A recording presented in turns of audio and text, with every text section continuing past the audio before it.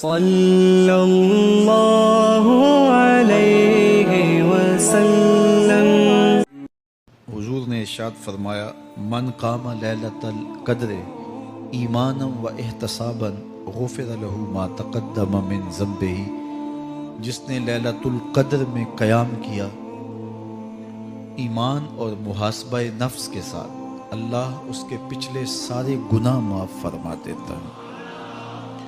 ام المومنین سیدہ عائشہ رضی اللہ تعالیٰ عنہ فرماتی ہیں کہ میں نے عرض کی اے اللہ کے محبوب صلی اللہ علیہ وسلم، اگر میں لیلۃ القدر کو پا لوں تو مجھے پھر کیا دعا مانگنا چاہیے؟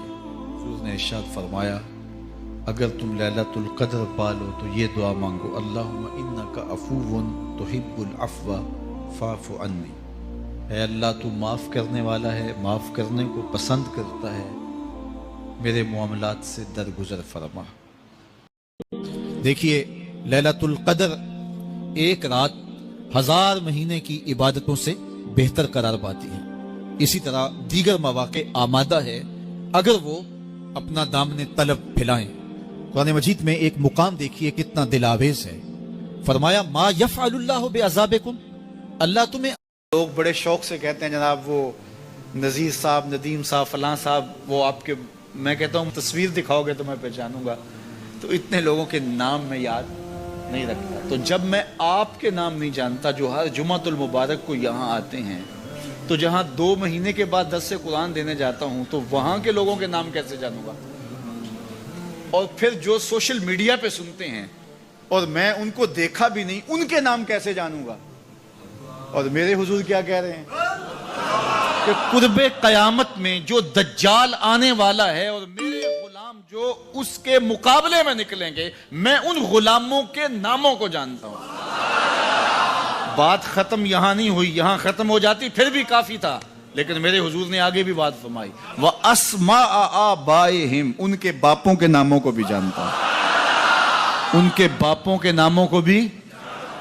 کہانی ختم نہیں ہوئی، بات آگے فرمائی وَأَلْوَانَ خُيُولِهِمْ، جن گھوڑوں پہ چڑھ کے جہاد کریں گے میں محمد ان گھوڑوں کے رنگوں کو بھی جانتا ہوں۔ کون سا غلام، کس کا بیٹا، کس قبیلے کا فرد کس رنگ کے گھوڑے پہ بیٹھ کے جہاد کرے گا، کہا میں سب جانتا ہوں۔ یہ کیوں جانتے ہیں؟ دستے قدرت حضور کے کندھوں پہ آیا۔ وہ کہتا ہے الرحمن علم القرآن، یہ تلمیذ رحمان ہے، میں نے پڑھایا ہے۔ تو جب اس نے پڑھایا ہے تو پھر کوئی شے مخفی، محبوب سے کوئی شے پوشیدہ نہیں رکھی۔ اور اعلیٰ حضرت فرماتے ہیں کوئی نشانی باقی رہ گئی جب رخ سے نقاب بھی الٹ دیا، جب رب نے اپنا آپ بھی نہیں چھپایا تو پھر کوئی شے باقی پیچھے رہ گئی۔ لِنُرِيَهُ مِنْ آیَاتِنَا، اس نے اپنی قدرت کی نشانیاں دیکھا۔ سی راز معراج محبتاں دا نہیں سی کسے دی سمجھ وچ آن والا، سدیا طالب تے گیا مطلوب ہوتے، جبرائیل سی صد لے جان والا، بازے آخ دے بن دروازیاں تو کیویں پہنچیا عرش تے جان والا، ابر عقل نو ایتھے دخل کیے جانے جان والا یا لے جان والا۔ یہ میرے رب کا دعویٰ ہے، اپنے محبوب کو سیر میں نے کروائی۔ اچھا سیر کروائی کیوں؟ تو کہا کہ میں اپنے عجائب قدرت کی نشانیاں اپنے عبد خاص کو، عبد منیب کو، عبد مختار کو، عبد مکرم کو دکھانا چاہتا ہوں۔ اور پھر اللہ جل شانہ نے اپنے محبوب کو اتنی نشانیاں دکھائیں جن کا تعلق دیکھنے سے بھی تھا، جن کا تعلق وجدان سے بھی تھا، محسوسات سے بھی تھا، سننے سے بھی تھا۔ کبھی حضور علیہ السلام جنت کی خوشبو سونگھتے ہیں، نظاروں کی وادی دیکھتے ہیں، اور کبھی دوزخ کے اندر عذابوں میں مبتلا لوگوں کو دیکھتے ہیں۔ اور پھر اپنی امت کو بیان بھی فرمایا تاکہ وہ ان اعمال بد سے بچ جائیں جو جہنم میں لے جانے کا سبب اور ذریعہ ہے۔ آج کی شب خاص میں میں اور آپ اپنی زندگیوں پہ غور کریں اور حضور علیہ السلام نے وہ جو ہمیں خبریں دی ہیں ان کو دیکھیں، اور کوئی ایسی کوتاہی کہیں ہمارے اعمال میں تو نہیں ہے، اگر ہے تو اس کو اپنے سے دور کر کے ایک نئی زندگی کا آج سے آغاز کریں۔ حضور علیہ الصلوۃ والسلام نے فرمایا کہ میں نے کچھ لوگوں کو دیکھا کہ پتھروں سے ان کے سر کچلے جا رہے ہیں، اور پتھروں سے کچلنے کی وجہ سے ان لوگوں کے سر کیمے کی طرح ہو جاتے، کوٹ دیے جاتے ہیں پتھروں سے، لیکن تھوڑی دیر کے بعد پھر صحیح ہو جاتے ہیں، لیکن پھر دوبارہ ان کے سر کچلے جاتے۔ تو میں نے پوچھا جبریل یہ کون لوگ ہیں؟ تو کہا کہ یہ وہ لوگ ہیں کہ جن کے سر نماز کی وجہ سے بوجھل رہتے تھے، نماز جن کو بڑی بھاری لگتی تھی، اذان کی آواز سنتے اور پھر دوبارہ سرہانے پہ سر ڈال دیتے اور اٹھنے کی ہمت نہ پڑتی، حی علی الصلاۃ حی علی الفلاح کی دل فریب صدائیں کانوں میں پڑتی، تو ان کے سر نماز کی وجہ سے بوجھل ہوتے تھے، اور آج ان کے سر پتھروں سے کوٹے جا رہے ہیں۔ اس پورے اجتماع میں جو اس گراؤنڈ کے کناروں تک ہے اور باہر گلی میں بھی اس لاؤڈ سپیکر کے ذریعے سے بازار میں بھی سڑک پر بھی آوازیں پہنچ رہی ہوں گی، تو آپ سب اور میں غور کریں کہ ہماری زندگی میں کہیں نماز سے کوتاہی تو نہیں ہے، اور یہ بھی سن لیجئے کہ یہ معراج کا تحفہ خاص ہے جو حضور لے کر آئے ہیں، اسی لیے الصلاۃ معراج المومنین کہا گیا کہ نماز اہل ایمان کے لیے معراج ہے۔ حضور کا معراج تو یہ کہ دیدار الہی کیا اور وہاں تک پہنچے جہاں کسی کا تصور بھی نہیں پہنچ سکتا، لیکن اس امت کے لیے معراج یہ ہے کہ جب وہ پیشانی سجدے میں رکھ کے سبحان ربی الاعلیٰ کہتی ہے، اتنی رحمتیں برستی ہیں کہ اگر لوگوں کو پتہ چل جائے کہ ہم جب سجدے میں ہوتے ہیں تو کتنی رحمتیں برستی ہیں، تو وہ سجدے سے سر ہی نہ اٹھائیں، اتنی رحمتوں کا نزول ہوتا ہے۔ اس لیے اس امت کا معراج یہ ہے کہ یہ 5 گانا نماز شعار زندگی بنا لے، کبھی بھی نماز قضا نہ ہونے دے، اپنی زندگی میں نمازوں کو اس طرح شامل کرے کہ نماز کا وقت آئے تو بے چینی ہو کہ نماز کی ادائیگی ہو، اور ایک نماز کے بعد دوسری نماز کا انتظار کرنے لگ جائیں۔ حضور نماز کو آنکھوں کی ٹھنڈک قرار دیں۔ بلال حبشی کو جب اذان کے لیے کہتے تو یہ فرماتے ارحنا یا بلال، بلال اٹھو اور ہمارے سینے کو راحت پہنچا دو۔ تو نماز سے حضور کے قلب کو، حضور کے سینے کو راحت پہنچتی تھی۔ میں اور آپ جتنے لوگ یہاں آئے ہیں اور جس ہجوم کے ساتھ، جس شوق کے ساتھ، جس ولولے کے ساتھ اور جس محبت کے ساتھ آئے ہیں، یقیناً آپ اور میں حضور کو راضی کرنے آئے ہیں، اپنے رب کو راضی کرنے آئے ہیں، آقائے دو عالم کی رضا کے حصول کے لیے ہم آئے ہیں۔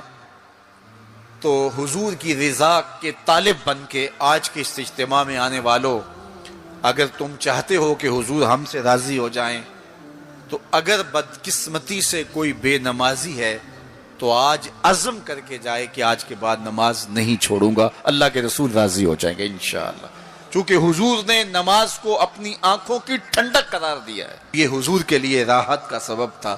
تو 5 گانا نماز شعار زندگی رکھیں۔ مریض کا آدھا درد تو اس وقت مٹ جاتا ہے جب مسیحا اور معالج اس کو شفقت کے ساتھ بٹھاتا ہے اور پورے درک کے ساتھ، پوری محبت کے ساتھ اور پوری دلجوئی کے ساتھ اس کی بات سنتا ہے۔ اگرچہ جو ڈاکٹر ہے اس کو مریض کے بولنے سے پہلے ہی بہت ساری چیزوں کی سمجھ آ چکی ہوتی ہے، اور وہ یہ سمجھتا ہے کہ جو یہ بتانا چاہ رہا ہے وہ مجھے معلوم ہے، تو میں اس کی بات کیوں سنوں جبکہ مجھے سب کچھ معلوم ہے۔ لیکن محض اس کی دلجوئی کے لیے جب آپ اس کو وقت دیتے ہیں تو اس کے مرض کا یہ بھی علاج ہے، اور اس سے اس کو تسکین اور راحت پہنچے گی۔ ٹوٹے اور شکستہ دل لوگوں کے لیے محبتیں پیش کرنا اور ان کی بات سننا، اگرچہ وہ ہماری دلچسپی کی باتیں نہ ہی ہوں اور نہ ہی ان چیزوں کی ہمیں ضرورت ہو، محض اس کی دلجوئی کے لیے، تو یہ اللہ تعالیٰ جل شانہ کو بھی بہت پسند ہے۔ تو کسی شکستہ دل کی شکستہ سامانی کو دور کر کے اس کے لیے جو ہے وہ دلجوئی کے اسباب اللہ تعالیٰ کی رحمتوں کے خاص سبب ہیں۔ میرے اور آپ کے آقا و مولا کی سیرت کے جتنے بھی ابواب ہیں آپ ان کو دیکھ لیجئے، آپ کو نمایاں طور پہ یہ بات ملے گی کہ حضور علیہ الصلوۃ والسلام نے دکھی، لاچار اور وہ لوگ جن کا کوئی پرسان حال نہیں تھا ان کے سروں پہ شفقت کا ہاتھ رکھا۔ انسانی زندگی کے اندر ایمان، محبت اور احساس، یہ 3 چیزیں ہیں۔ اگر 3 چیزیں انسانی زندگی میں شامل ہو جائیں تو پھر وہ زندگی کا جمال حاصل کر لیتا ہے اور زندگی کا نور پا لیتا ہے۔ اور اگر زندگی میں احساس، محبت اور ایمان کی دولت نہیں ہے تو تمام تر صلاحیتوں، تمام تر آسودگیوں کے باوصف انسان انسانی جوہر سے خالی اور انسانی نور سے محروم ہے۔ اس لیے حضور کی سیرت کا یہ پہلو خاص طور پہ قابل توجہ ہے کہ ہم اپنے معاشرے کے ان لوگوں کے درد بانٹیں جو بیچارے ناآسودہ ہیں، جو دکھی ہیں۔ بعض اوقات میرے اور آپ کے 2 بول کسی کے دکھ کو مٹا دیتے ہیں اور کسی کی تکلیف کو، غم کو غلط کر دیتے ہیں۔ تو ہمارے 2 بول بولنے سے، ہمارے لہجے کی نرمی سے، ہماری دلجوئی سے اس کی آدھی بیماری ختم ہو جاتی ہے اور اس کے دکھوں کا مداوع ہو جاتا ہے۔ اس کائنات کے اندر پھیلے ہوئے دکھوں کو ہم سمیٹ نہیں سکتے، لیکن ایک دکھ ہوتا ہے، بیماری ہوتی ہے، ایک اس کی تلخی اور اس کی تکلیف ہوتی ہے۔ ہم کم از کم ان تلخیوں کو تو فوراً ختم کر سکتے ہیں، اور اگر معاشرے کے اندر یہ احساس پھیل جائے ہے کہ ہم معاشرے کے اندر پھیلی ہوئی تلخیوں کو دور کرنے کی کوشش کرنی ہے تو اس کے لیے کوئی قیمت نہیں لگتی، اس کے لیے کوئی محنت نہیں لگتی۔ اللہ حضور کی سیرت کے اس پہلو کو ہمیں اپنی روحوں میں اتارنے کی توفیقات سے مالا مال کرے اور دنیا آخرت کی بہاریں اللہ ہماری روحوں میں اتار دے۔ اوناسس نامی ایک یونان کا شخص تھا جو بہت امیر کبیر تھا۔ وہ نمبر لگتے ہیں نا، 8ویں نمبر پہ اور 7ویں نمبر پہ، 6 نمبر پہ دنیا کا امیر ترین شخص کون ہے، تو کسی زمانے میں وہ ان نمبروں میں تھا۔ تو اس کی آنکھوں کے یہ پپوٹے کام کرنا چھوڑ گئے۔ ڈاکٹر سلوشن ٹیپ لگا کے اس کی آنکھ کھول دیتا تھا، سلوشن ٹیپ لگا کے بند کر دیتا تھا اور وہ سو جاتا تھا، پھر وہ کھولتا اور جو ہے وہ اس کو دیکھنا ملتا۔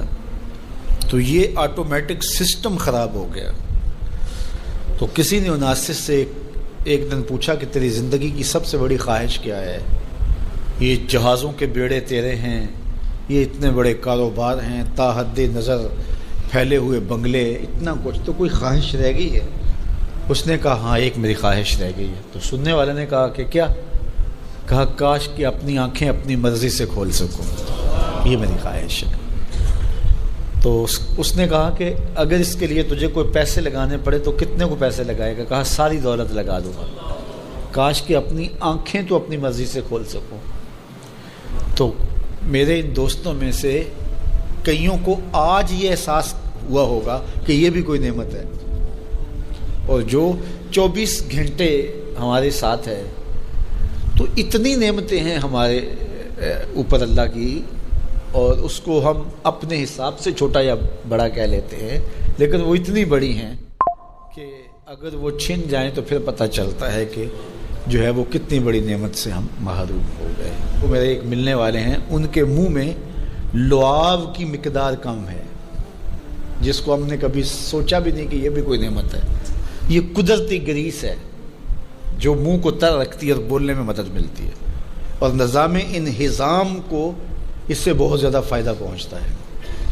لیکن ان کا مسئلہ کیا ہے کہ مقدار کم ہے، تو اب وہ 5-7 منٹ نہیں بول سکتے، بولیں گے تو جو ہے وہ سارا منہ خشک ہو جائے گا۔ میاں مسئلہ کیا ہے؟ لعاب کم آتا ہے، لعاب کی مقدار تھوڑی ہے۔ تو کبھی اس کو بھی کسی نے نعمت سمجھا، لیکن یہ کتنی بڑی نعمت ہے۔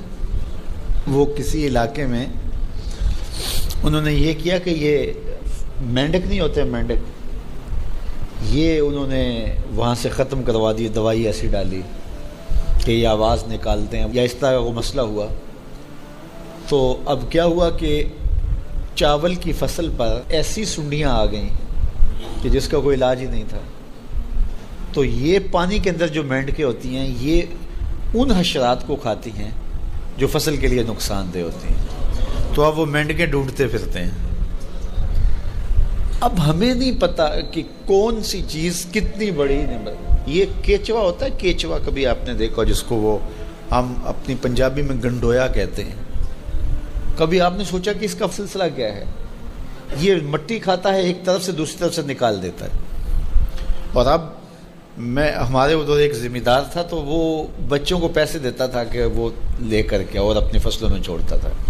اس کو کسی ماہر نے بتایا کہ یہ زمین کی زرخیزی کا جو ہے وہ سبب ہے کہ ایک طرف سے کھاتا ہے دوسری طرف سے نکال دیتا ہے، اور وہ مٹی اتنی زرخیز ہوتی ہے کہ دوسری مٹی میں جب ملتی ہے تو کیمیائی کھادیں بھی وہ کام نہیں کرتی جو یہ کیچوا کام کرتا ہے۔ ہمیں پتہ ہی نہیں ہے کہ ہمارے اطراف میں اللہ نے کتنی نعمتیں ہمارے لیے پھیلائی ہوئی ہیں۔ تو اس لیے اس کا ایک نظام ہے، یہ دنیا کچھ نہیں ہے، اللہ کے قبضے میں سب کچھ۔ تو سب سے بڑی بات یہ ہے کہ اللہ آپ کو خیر کی راہ عطا کر دے، بس۔ بعض کا جو دنیا کی دولتیں دی جاتی ہیں یہ آزمائش ہوتی ہیں، یہ آزمائش ہوتی ہیں۔ تو جو آپ کو کسی سے نیکی کرنے کی توفیق مل جائے، کسی کی مدد کرنے کی توفیق مل جائے، کسی دکھی کے کام آنے کی توفیق مل جائے، کسی کی جان بچانے کی توفیق مل جائے، تو یہ بہت بڑی دولت ہوتی ہے۔ دنیا پہ یہ قانون مروج رہا ہے کہ نظر منظر کی تعریف کرتی، ناظر منظر کو بیان کرتا ہے۔ آپ جاتے ہیں شمالی علاقہ جات میں تو واپس آ کے خود بتاتے ہیں نا کیا کوساروں کا منظر تھا، مرغزار، لالہ زار، جوئے بار، وہاں کے کوساروں پہ جمی ہوئی برف کا منظر، پھوٹتے جھرنے، بہتی ہوئی ندیاں، آنکھ بچھائے ہوئے زمین پہ جھیلوں کے منظر، اڑتے ہوئے پرندے اور خوشنوا وادیاں اور خوش کن منظر۔ آپ کی طبیعت سرشار ہوتی ہے، واپس آ کے بیان کرتے ہیں کیا یار منظر تھا، کیا خوبصورت رنگ تھا، کیا جمال بکھرا ہوا تھا مٹی کے اوپر، کیسے قدرت کی نقاشی اور صنائی کے نمونے تھے۔ اور آپ جب بھی کوئی منظر دیکھتے ہیں، یہ منظر تو چلو کوساروں کا منظر ہے، اللہ آپ کو جلد منظر نصیب کرے کہ گنبد رسول سامنے ہو، روضہ اقدس سامنے ہو، تو واپس جب آتے ہیں تو سننے کے لیے کان بیتاب ہوتا ہے اور آپ کی زبان بولنے کے لیے بیتاب ہوتی ہے۔ اور کوئی پوچھے کہ جناب مدینہ شریف کی سناؤ، تو آپ کہتے ہیں مدینہ تو مدینہ ہی ہے، تو وہ اور آپ کی زبان بولنے کے لیے بیتاب ہوتی ہے۔ اور کوئی پوچھے کہ جناب مدینہ شریف کی سناؤ، تو آپ کہتے ہیں مدینہ تو مدینہ ہی ہے، تو وہ منظر آپ بیان کرتے ہیں، ان گلیوں، ان سنگریزوں کا حسن اور جمال بیان کرتے ہیں، ان کوساروں کا منظر آپ لوگوں کے سامنے۔ کبھی کعبۃ اللہ کا منظر رکھ رہے ہوتے ہیں، مہکتا پھول خانہ کعبہ ہے، مہکتا پھول خانہ کعبہ، اور اس کے چاروں جانب تتلیاں ہیں، وہ طواف کا منظر آپ بیان کرتے ہیں۔ تو جب کوئی نظر منظر دیکھتی ہے تو پھر ناظر منظر کی تعریف کرتا ہے۔ آدم علیہ السلام سے لے کے آج تک یہی قانون رہا کہ ہمیشہ نظر نے منظر کی تعریف کی، لیکن معراج کی شب پہلی بار ایسا ہوا جب نگاہ مصطفیٰ نے اس منظر کو دیکھا، جمال خدا کو دیکھا، تو منظر بول کے کہنے لگا ما زاغ البصر وما طغی، کیسی آنکھ ہے، نہ چندیاتی ہے نہ حد سے بڑھتی ہے۔ یہ پہلی مرتبہ منظر نے نظر کی تعریف کی ہے۔ یہ قرآن اٹھائیے، ما زاغ البصر وما طغی، واہ واہ کیسی آنکھ ہے، نہ تو سرکش ہوتی ہے نہ حد ادب سے بڑھتی ہے، تو کیسی آنکھ تھی جس کے حسن کا ذکر بھی رب قرآن میں کر رہا ہے۔ مست آنکھیں رضا ما زاغ کے کجلے والی، مست آنکھیں رضا ما زاغ کے کجلے والی، گر میری سمت بھی اٹھیں تو مقدر جاگے، گر میری سمت بھی اٹھیں تو کیا خوب سجن دیاں اکھیاں نے، کیا خوب سجن دیاں جویں پر کے سرائیاں رکھیاں نے، ما زاغ البصر وما طغی، واہ واہ کیسی آنکھ ہے جو جھپکتی بھی نہیں ہے اور حد ادب سے آگے بڑھتی بھی نہیں ہے۔ اچھا میں آپ سے پوچھتا ہوں کہ آپ جب خواب دیکھتے ہیں آپ کی آنکھیں کھلی ہوتی ہیں یا بند ہوتی ہیں؟ خواب تو نابینا بھی دیکھ سکتا ہے، جس کی نظر پر پٹیاں باندھ دی جائیں اور کالا موتیا بھی اتر آئے، خواب تو وہ بھی دیکھ سکتا ہے۔ خواب کا تعلق اس آنکھ سے نہیں ہوتا۔ اب معراج کو جو کہتے ہیں خواب تھا جو حضور نے دیکھا، جب خواب تھا تو حضور کی آنکھوں کا ذکر کہاں سے آ گیا؟ واہ واہ کیسی آنکھ ہے، نہ جھپکتی ہے نہ حد سے آگے گزرتی ہے، دنیا کو بتا دیا یہ خواب سے نہیں دیکھا تھا، یہ کھلی آنکھوں سے دیکھا تھا۔ یہ کھلی آنکھوں سے دیکھا تھا، یہ منظر جمال کھلی آنکھوں سے دیکھا تھا، اس لیے بار بار ذکر آنکھوں کا کیا جا رہا ہے۔ کیسی آنکھ ہے، نہ جھپکتی ہے نہ حد سے آگے گزرتی ہے۔ تو معلوم ہوا کہ یہ کس نے دیکھا تھا؟ مصطفیٰ کی آنکھ نے دیکھا تھا۔ اللہ اکبر۔ تو یار جس کی آنکھ نے تجلی صفاتی کے پرتو کو دیکھا وہ تو اتنی تیز ہو گئی کہ کالی رات کے اندھیرے میں، شب دہجور کی ظلمتوں میں، کالے پتھر پر کالے رنگ کی چیونٹی کو چلتا ہوا 50 کلومیٹر دور سے دیکھتی بھی ہے، اس کے قدموں کی سرسراہٹ کو سنتی بھی ہے۔ اور جس نے تجلی ذاتی کو دیکھا اور آنکھ بھی نہیں جھپکی، اس محمد عربی کی نگاہوں کا عالم کیا ہوگا۔ اللہ کے محبوب نے ارشاد فرمایا کہ میں نے کچھ لوگوں کو دیکھا کہ ان کی زبانیں لوہے کی کینچیوں سے کاٹی جا رہی ہیں۔ تو میں نے پوچھا جبریل یہ کون لوگ ہیں؟ تو کہا حضور یہ آپ کی امت کے فتنہ پرور خطیب ہیں، جو کہا کرتے تھے ان کا اپنا وہ عمل نہیں ہوا کرتا تھا۔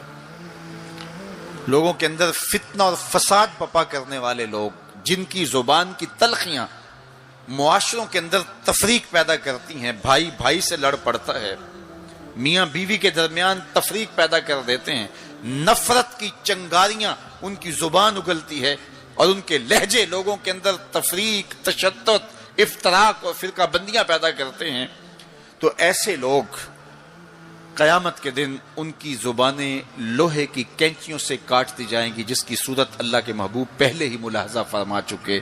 اللہ کے محبوب علیہ السلام فرماتے ہیں میں نے ایک منظر دیکھا کہ ایک سوراخ ہے، اس سے ایک بیل نکلتا ہے، نکلنے کے بعد دوبارہ گھسنے کی کوشش کرتا ہے لیکن گھس نہیں پاتا۔ جبریل نے کہا کہ حضور یہ ان لوگوں کی مثال بیان کی ہے جو زبان سے بڑا بول نکال دیتے ہیں اور پھر دوبارہ اس کو لینا چاہتے ہیں تو پھر وہ واپسی نہیں ہو سکتی۔ بعض اوقات آپ کوئی ایسی بات کر دیتے ہیں جس سے فتنہ پھیلنا شروع ہو جاتا ہے، جس سے شر پھیلنا شروع ہو جاتی ہے، جس سے لوگ آپس میں الجھ پڑتے ہیں، تو آپ آرام سے زبان سے کوئی جملہ نکال دیتے ہیں لیکن بعد میں اس کو واپس لینا چاہیں لیکن وہ شر پھیل چکی ہوتی ہے۔ تو اسی لیے ہمارے بزرگوں نے ہمیں یہ کہا ہے کہ بولنے سے پہلے 100 مرتبہ بات کو تول لو، غور کر لو، فکر کر لو۔ کمان سے تیر نہ نکلا ہو، آپ کے پاس اختیار ہوتا ہے کہ جب چاہو اس کو پھینک لو، لیکن جب آپ کمان سے تیر چھوڑ چکے ہوں تو پھر آپ کا اختیار ختم ہو جاتا ہے۔ پھر وہ زخمی کرے، کسی کی موت کا سبب بنے یا وہ تیر ضائع چلا جائے، پھر تمہارا اختیار نہیں ہوتا۔ تو بولنے سے قبل ضرور سوچو کہ میری زبان سے نکلا ہوا کوئی جملہ اس معاشرے پر کیا اثر پیدا کرے گا۔ ہر بندے کو اس وقت بولنے کی جو لت ہے، اور آج کل تو وہ سوشل میڈیا کے اوپر جو من میں آیا تنہائی میں وہ لکھ دیا، اور لکھ کے معاشرے کے اندر لوگوں کے اندر وہ چیز وائرل کر دی، جس طرح کی تصویر چاہا ڈال دی، لیکن پھر بعد میں وہ آپ کے اختیار میں چیز نہیں رہتی ہے۔ بلکہ اب تو اتنے بخسیس اور اتنے نیچ فطرت کے لوگ بھی سوشل میڈیا پہ بیٹھے ہوئے ہیں۔ کسی زمانے کے اندر جو گندے مزاج کے لوگ ہوتے تھے وہ واش روم کے اندر بیٹھ کر کے چھپ کے اپنے خب سے باطن کا اظہار کرتے تھے، اور واش روم کی دیواروں کے اوپر جو ان کے من میں غلاظت ہوتی وہ لکھ دیا کرتے تھے۔ پبلک واش رومز کے اندر ایسے مناظر آپ نے بھی دیکھے ہوں گے کہ انسانیت کا سر شرم سے جھک جاتا ہے۔ ایسے چھوٹی سوچ کے لوگ وہاں بیٹھ کر کے جو ہے وہ لکھ دیا کرتے تھے۔ اب وہی لوگ، ان کو ایک سوشل میڈیا کا پلیٹ فارم مل گیا ہے اور وہ یہاں اپنے بند کمرے میں جو چاہیں لکھ کے اس کے اوپر ڈال دیں، اور اس کی شر اور اس کا فساد اور اس کی غلاظت، اس کی گندگی کے چھینٹے کہاں کہاں تک پہنچتے ہیں ان کو اس سے غرض نہیں ہوتی۔ تو ایک ایک حرف جو زبان سے نکلتا ہے، تمہارے قلم سے نکلا ہوا ایک ایک جملہ، اس کا حساب ہونا ہے قیامت کے دن۔ ایک ایک چیز کے بارے میں پوچھا جائے گا۔ اور آج اگر تم سوشل میڈیا پہ کوئی بات چھوڑتے ہو، یا کسی مجمع عام کے اندر کوئی بات کرتے ہو، یا تنہائی کے اندر کوئی بات کرتے ہو اور پھر اس کی شر پھیلتی ہے، تو وہ شر تو پھر سفر کرتی رہے گی۔ تم اب وہ جملے کہنے چھوڑ بھی دو، تم اپنا وہ اکاؤنٹ بند بھی کر دو، لیکن وہ شر، وہ غلاظت، وہ گندگی، وہ چھینٹے جو اڑے تھے وہ آگے بڑھتے رہیں گے، اور اس کا گناہ تمہارے نامہ اعمال میں، تمہارے کھاتے میں درج ہوتا رہے گا۔ حتیٰ کہ تم مر بھی گئے تو پھر بھی تمہارے نامہ اعمال کے اندر وہ سب کچھ اترتا رہے گا. اس لیے اپنے آپ کو محتاط کرنے کی ضرورت ہے اور اپنے ایک ایک لمحے کو محفوظ کرنے کی ضرورت ہے. اپنے وقت کو قیمتی جانو. اپنی زبان کو کھولنے سے قبل 100 بار سوچو کہ جو میں لفظ کہہ رہا ہوں وہ کیا مجھے کہنا چاہیے یا نہیں. میرے اور آپ کے آقا و مولا نے فرمایا جو اللہ اور پچھلے دن پر ایمان رکھتا ہے وہ خیر کی بات کہے ورنہ چپ رہے. اس کا چپ رہنا اس کے لیے بہتر ہے، اور اگر وہ کہنا چاہتا ہے تو وہ خیر کی بات نہ ہو تو پھر بھی 2 ماہ چاہیے. 1 مہینہ آتے ہوئے لگتا تھا. کوئی چھوٹی سی ڈبیا ہو جیب میں ڈال کے لے آنا ہو تو پھر بھی 2 ماہ چاہیے. لیکن وہ تخت 60 ہاتھ چوڑا تھا، 80 ہاتھ لمبا تھا. شرن جب ہاتھ کا لفظ بولا جائے کہ اتنے ہاتھ لمبا تو وہ کونی تک ہاتھ ہوتا ہے. یہ 1.5 فٹ کا آج کل ہمارا ہاتھ ہے. جب لوگ بڑے ہوتے تو سائز بڑا ہوتا ہوگا. تو بغیر کسی مزاحمت میں اس کو کاٹ کے بھی لانا ہو تو سال چاہیے. لیکن وہاں تو پہلے کھڑے ہیں تو جن نے کہا کہ میں دوپہر تک لے آتا ہوں. بہت بڑی پیشکش تھی نا. لیکن حضرت سلیمان نے کہا نہیں، مجھے اس سے بھی پہلے چاہیے. شان ہے نا، مجھے اس سے بھی پہلے چاہیے. وہ تو آ گئی ہے اور اس کے آنے سے پہلے چاہیے. اب جندوں میں جو سب سے طاقتور تھا اس نے تو اپنی پیشکش رکھی کہ میں تو اتنا کر سکتا ہوں کہ دوپہر تک لے آؤں. تو ایک شخص کھڑا ہوا جس کے سینے میں کتاب اللہ کا علم تھا، اور وہ آپ کا امتی تھا، آپ کا مقتدی تھا، آپ کا غلام تھا. وہ کھڑا ہو گیا اور اس نے پیشکش کی، حضرت یہ ذمہ داری میری رہی، میں لے کے آتا ہوں. میاں وہ جن تو دوپہر تک کا وقت دے رہا ہے، تم کتنی دیر میں لاؤ گے؟ آصف بن برخیہ جواب دیتا ہے انا آتی کا بہی قبل ان یرتد الیک طرفک. آپ آنکھ بعد میں جھپکیں گے، تخت پہلے پڑا ہوگا. حضرت سلیمان نے بھی آنکھ نہیں جھپکی، تخت سامنے پڑا تھا. بے ساختہ پکار اٹھے ھذا من فضل ربی، یہ میرے رب کا فضل. اب حضرت سلیمان علیہ السلام کے ایک درباری، آپ کے ایک مقتدی اور آپ کے ایک امتی کو اللہ نے یہ طاقت، توانائی اور شان دی ہے کہ 1 مہینے کی مسافت پہ پہروں کے حصار میں پڑا ہوا اتنا بڑا تخت آنکھ جھپکنے سے پہلے دربار میں حاضر کر دیتے ہیں. ہیرے اور جواہرات اس تخت کے ساتھ جڑے ہوئے تھے. لوگ تو وجود کے تحلیل ہونے کی بات کرتے ہیں، قرآن میں نظیر موجود ہے کہ اس کا ایک موتی بھی نہیں ٹوٹا. حضرت امام فخر الدین رازی علیہ رحمہ فرماتے ہیں جب حضرت سلیمان کے مقتدی کی یہ شان ہے کہ آنکھ جھپکنے سے قبل اتنا بڑا تخت حاضر کر دیتا ہے، تو جس امام کے پیچھے مسجد اقصی میں حضرت سلیمان خود نماز پڑھی، اس مقتدا کی شان کا عالم کیا ہوگا؟ جب ان کے امتی کی یہ شان ہے تو پھر امام الانبیاء کی عظمتوں کا عالم کیا ہوگا؟